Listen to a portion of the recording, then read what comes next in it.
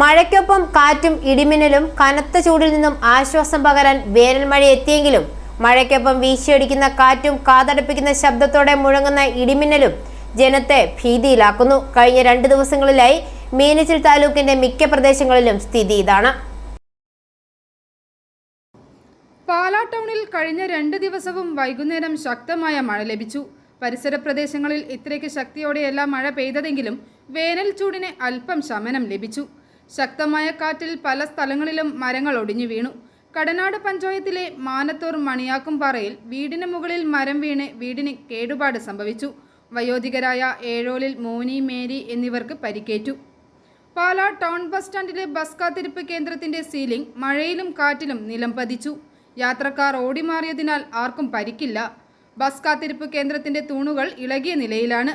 പ്രദേശത്ത് വൈദ്യുതി തകരാറും സംഭവിച്ചിട്ടുണ്ട്.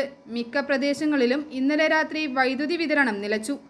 പനിക്കപ്പാലത്തും മരങ്ങാട്ടുപിള്ളിയിലും നെല്ലിയാനിയിലും റോഡിൽ മരം വീണ് ഗതാഗതം തടസ്സപ്പെട്ടു. പാലാ ഫയർഫോഴ്സ് സ്ഥലത്തെത്തി ഗതാഗത തടസ്സം ഒഴിവാക്കി. i4a news, Pala.